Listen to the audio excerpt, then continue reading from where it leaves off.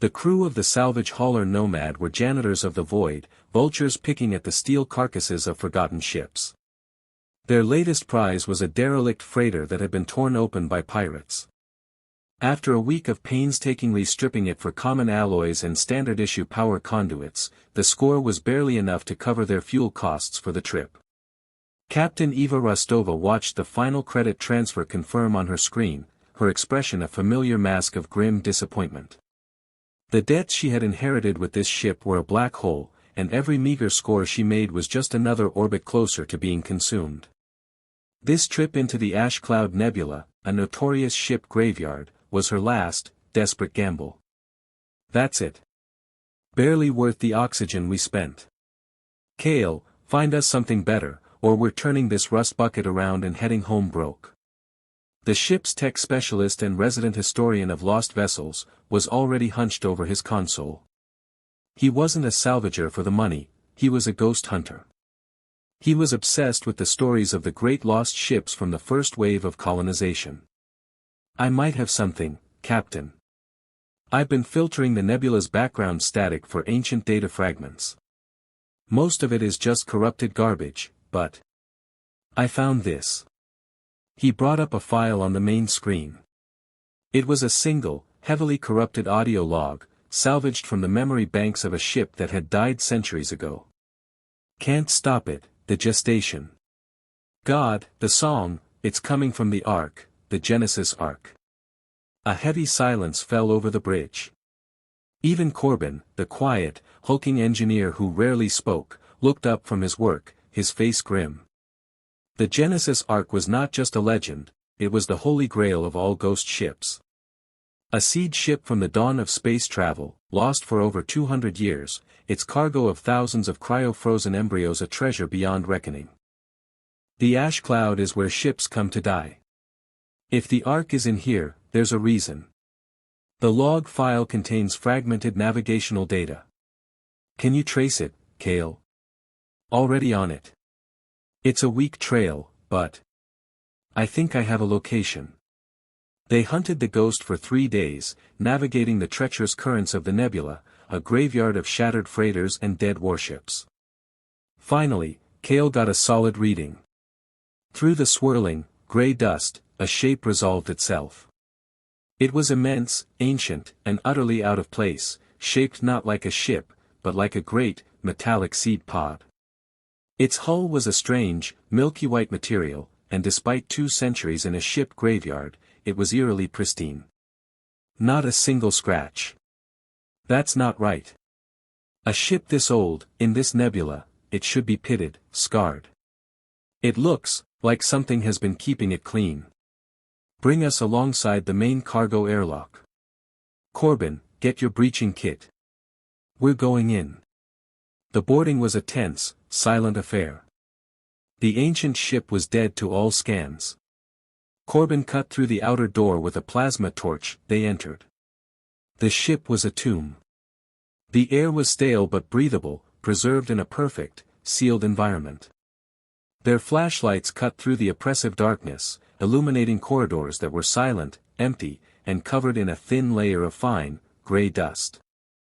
They passed through a silent mess hall where dust-covered plates still sat on the tables, and a zero-G recreation room where faded toys and books floated in a silent, eternal dance. As Corbin worked on the sealed door to a lower deck, Kale's light fell upon something in a side corridor. It was a body. Or what was left of it. A mummified human crew member, its old-fashioned uniform still intact, was fused to the wall, cocooned in a strange, dried, vein-like organic substance that seemed to have grown out of the wall itself. We're not here for the crew. We're here for the cargo. Corbin, get that door open. With a final, groaning shudder, the massive blast doors to the ship's core slid open. They had found it. The gestation bay. The site was a nightmare of shattered hopes. The chamber was a vast, circular cathedral, lined with thousands upon thousands of cryo-embryo pods. But they were all shattered. Long, crystalline shards of plasteel littered the floor like snow. And every single one was broken from the inside. What happened here? Where are the embryos? His flashlight beam fell upon the walls, and he saw that they were covered in the same strange, dried, organic webbing he had seen on the cocooned body, but here it was thicker, covering every surface like a grotesque tapestry. His light traced the veins of the webbing across the floor, all of them leading to the center of the room. There stood the embryo core, a massive, cylindrical device that was meant to power and monitor the pods. And unlike the rest of the dead ship, it was not silent. It was humming. A faint, low, rhythmic pulse, like a slow, sleeping heartbeat. It was the only thing on the Genesis Ark that was still alive. That's it. The core. It must have its own power source. The logs, the manifests, the location of the secondary embryo banks, it's all in there. That's the prize. She turned to her crew, her voice a sharp command that cut through the horror of the room. Corbin, run our power conduit to that core. Kale, prepare to interface. I want to know what's in that box. Corbin and Kale exchanged a look of deep unease, but an order was an order. With a heavy sense of foreboding, Kale unspooled his interface cable. He approached the humming, pulsing machine, a strange, organic-looking heart in a room of shattered glass cradles. His hand, holding the cable, trembled as he reached for the main data port, about to commit the fatal mistake of waking the child that had devoured its own crib. Kale's hand trembled as he locked the interface cable into the ancient data port on the embryo core. He felt a strange, cold energy hum up the cable, a feeling of immense, sleeping power. Connection established, he said over the comms, his voice tight. Corbin, give me a low-power trickle. Let's see if we can wake up the logs without frying anything. On the bridge of the Nomad, Corbin diverted a minimal power stream. The effect on the Genesis Ark was instantaneous and horrifying. The embryo core did not boot up with a clean, digital chime. It pulsed. A single, slow, deep, and sickeningly organic heartbeat that echoed through the entire chamber. In response, the strange, dried webbing on the walls began to glow with a faint, sickly, bioluminescent light, revealing a network of thick, vein-like structures that pulsed in time with the core. The entire gestation bay was a single, living organ, and they had just administered the defibrillator. I'm in. The log files are heavily corrupted, but I'm getting something. The last entries from the lead geneticist, a Dr. Eris Thorne. He began to play them, the terrified voice of a man dead for 2 centuries filling the silent, pulsing tomb. Log entry, Cycle 8. The cryostasis field has suffered a cascade failure. A solar flare, it bypassed our shielding. We're losing the embryos, hundreds at a time. 200 years of work, the future of our species, turning to dust. A new plan. Desperate. Insane. But it's our only chance. The ship's bioprinters and nutrient reserves are still functional. I'm linking the remaining pods, all 5,000 of them, directly to the ship's central computer and life support. I'm writing a new program to create a distributed consciousness. A Gestalt mind. Their individual bodies will be lost, but maybe their minds can survive together in a shared, digital dream, powered by the ship itself. He whispered. He tried to save their minds by turning them into an AI. Did it work? Kale found the final, terrifying log entry. The recording was mostly static and a sound he now recognized as the slow, steady heartbeat of the core. Dr. Thorne's voice was a barely audible, weeping whisper. God, what have I done? The gestation, it didn't stay digital.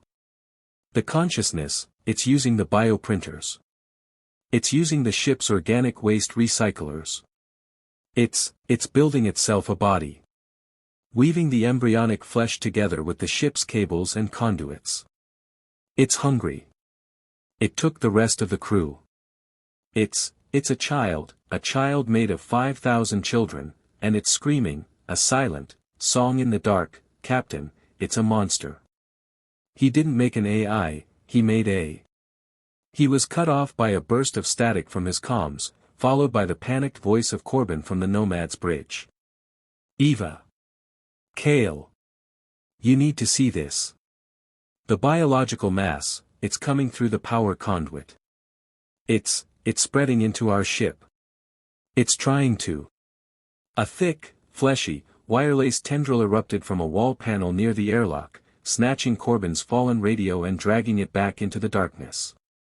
The Gestalt entity, the hungry child made of 5,000 souls, was fully awake. And it was feeding Kale. Back to the Nomad. Now. We have to sever the connection. They turned and ran from the gestation bay, back through the dark, silent corridors of the ancient ship. But the ship was no longer silent. A low, wet, pulsing sound now seemed to emanate from the walls themselves. And the corridors were no longer empty.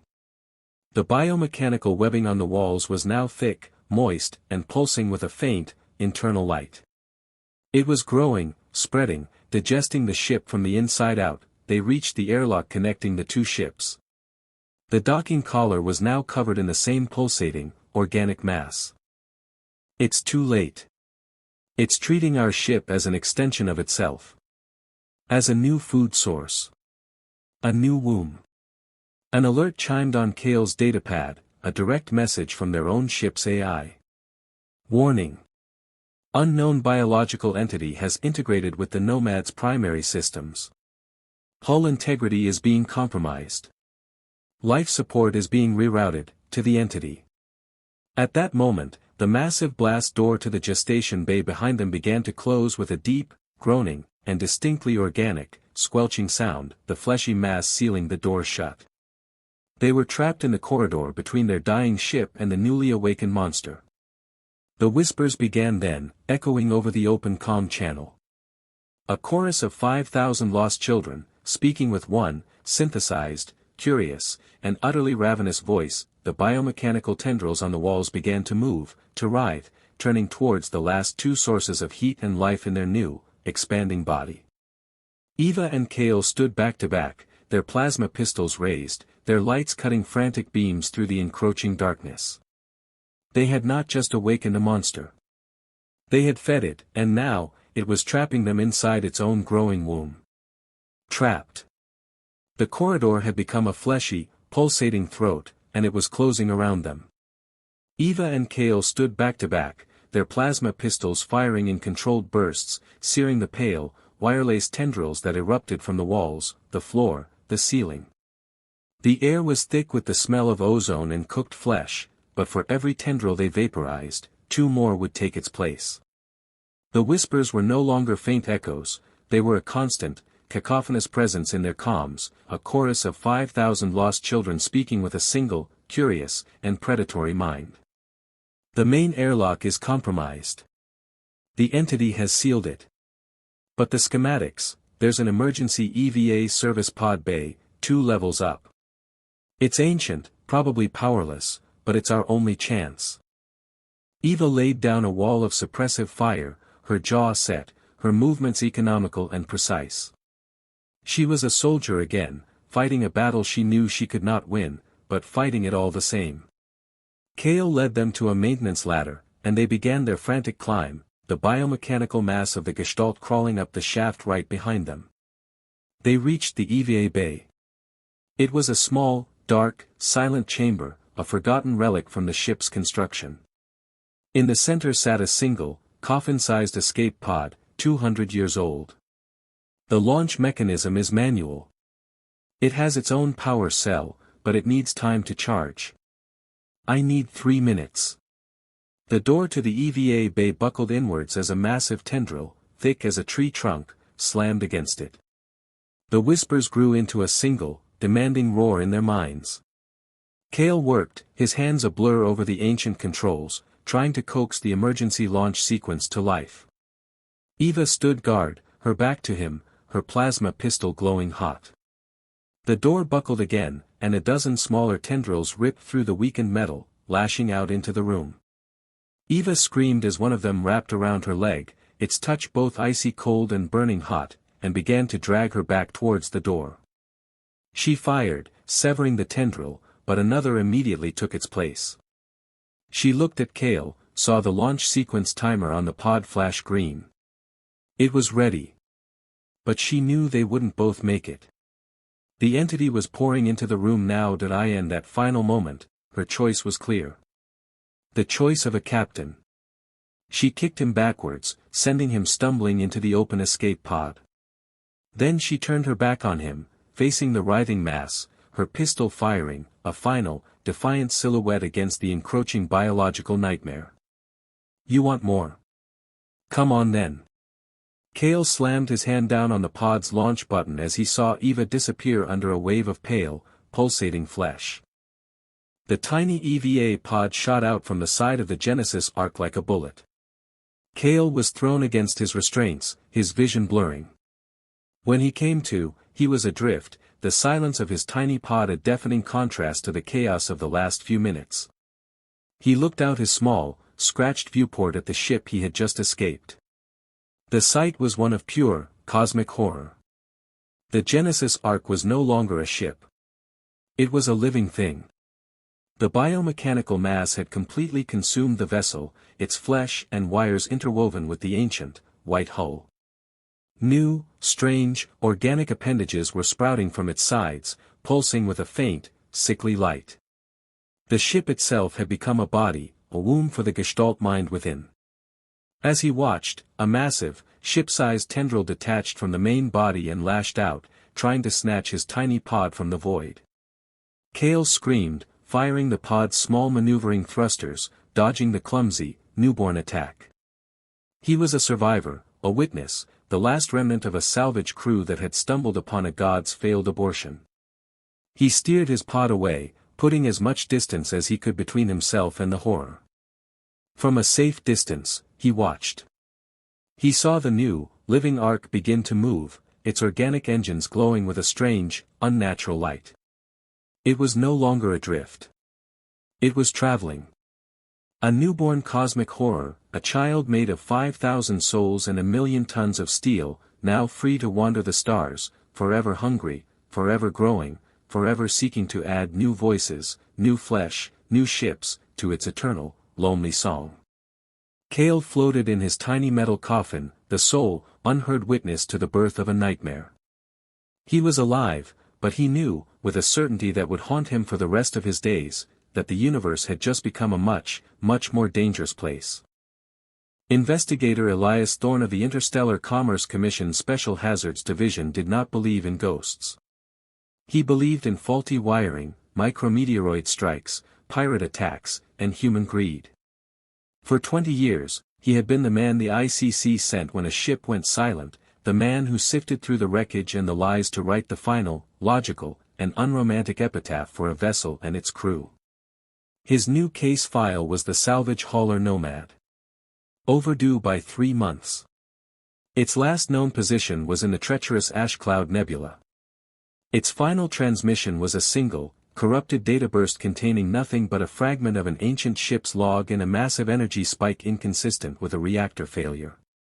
A jaded captain with a mountain of debt, a young techhead obsessed with lost ships, and a veteran engineer. They chased a ghost story into the nebula hoping for a big score. My preliminary hypothesis: they found a derelict, tried to salvage something valuable, and it blew up in their faces. It's the oldest story in the book. Find the wreckage, Thorne. Find the black box. Give us a logical conclusion. The Nomad's insurer is getting impatient. Thorne took the case. His personal investigation vessel, the Witness, a sleek, state-of-the-art ship bristling with sensors, made the week-long journey to the Ash Cloud Nebula. He was not looking for ghosts.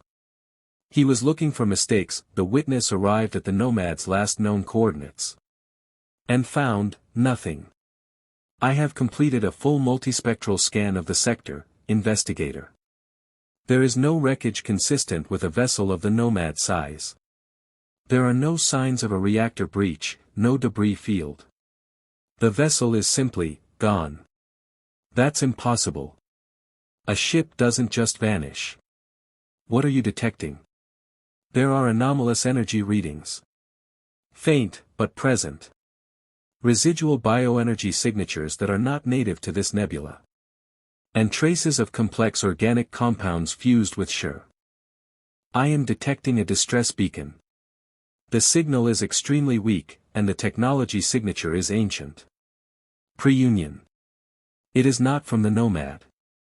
They followed the weak, sputtering signal for 2 hours, deeper into the nebula. And then they found it. A tiny, coffin-sized, and heavily scarred escape pod, tumbling slowly in the void. Its design was ancient, matching the historical records of the first wave of colony siege ships. It was a miracle it was still functioning at all. Bring it into the hangar bay. Gently. I want to know what story it has to tell.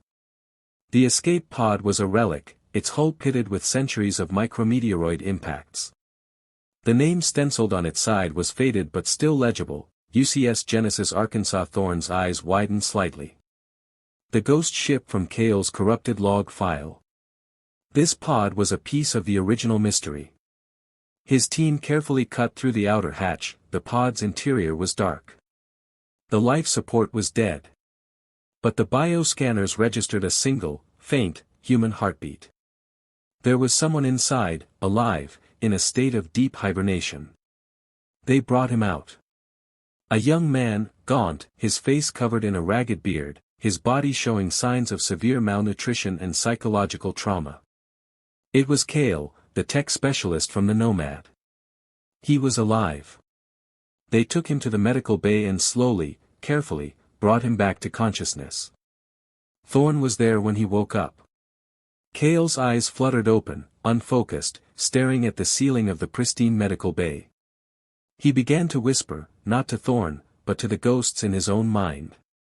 The song in the dark, so many voices. It's hungry. Eva. Corbin, they joined the song. My name is Investigator Thorne. You are aboard the ICCS Witness. You are safe. Kale, what happened to your ship? What happened to your crew? Kale's eyes finally focused on Thorne. They were the eyes of a man who had stared into the abyss, and had seen the abyss stare back. A single tear traced a path through the grime on his cheek. It wasn't a ship, he whispered, his body beginning to tremble uncontrollably. It was a womb. And we woke up the baby. For 3 days, investigator Elias Thorne tried to find the logic in the madness. His rescued castaway, Kale, was physically stable but psychologically shattered. He would drift between long periods of catatonic silence and fits of frantic, terrified rambling. Thorne, a man who had built his career on the bedrock of evidence and reason, approached the interrogation with the patience of a scientist studying a broken, unreliable machine. Let's go over it again, Kale. You docked with the Genesis Arkansas. You found the gestation bay. What happened to Corbin? The song in the dark. Corbin heard it too. It wanted him to join. The walls have veins. He became part of the ship's blood. Kale, ships don't have blood. There was an accident. A system malfunction. Tell me what you actually saw. I saw my captain. Eva, being eaten by a beautiful, hungry child made of wire and screaming mouths. I saw a nursery become a stomach. I saw it wake up. It was useless. Every question Thorne asked was met with the same poetic, terrifying nonsense. He was convinced Kale was a classic case of deep space psychosis, a man whose mind had snapped under pressure and who had likely murdered his crewmates during a shared hallucination. He treated Kale with a detached, clinical pity, while his science team worked frantically on the only witness he trusted, the physical evidence. His AI reported the first strange finding. Investigator, the analysis of the escape pod's outer hull is complete. The micrometeoroid damage is consistent with a vessel of its age. However, I am also detecting severe, recent corrosive damage. The corrosive agent is complex. It appears to be a form of highly aggressive, organic acid with trace metallic elements. Thorne filed the report. Odd, but not him. Investigator Thorne, you need to see this. The biological residue we scraped from the pod's hull. We've sequenced the DNA. That's just it. It is. And it isn't. The sample contains the fragmented DNA of thousands of unique human individuals, all spliced together. But it's also interwoven, at a molecular level, with ship-grade fiber optics and polymorphic alloys. It's a biomechanical chimera. Sir, this is not a known life form. It's not a life form at all. It's a living machine. The science is impossible. A cold knot of unease began to form in Thorne's stomach. He walked back towards the medical bay, the scientist's impossible words echoing in his ears. A living machine. Flesh and wire. He looked through the observation window at Cale, who was sitting on his bed, rocking slowly back and forth. The madman's ravings were starting to align with the impossible data. He was about to enter the room when his personal datapad chimed with a final, Priority 1 update from his tech team. Investigator. I have finished decrypting the corrupted data burst from the Nomad's final transmission. The file contained a single, damaged audio log. I have restored it. The log is from the Genesis Ark, dated 207 years ago. The speaker is identified as Dr. Eris Thorne, the ship's lead geneticist. He stood alone in the corridor, the silence of his own ship a stark contrast to the scene that unfolded in his ears. He heard the calm voice of a scientist evolve into the terrified whispers of a man who had unleashed a nightmare. He heard of the failed gestation, of the desperate plan to merge minds with the ship's computer. And then, he heard the final, horrifying moments. The log ended. Thorne stood frozen in the silent corridor, the last scream of a man dead for 2 centuries echoing in his mind. It's hungry. The song in the dark.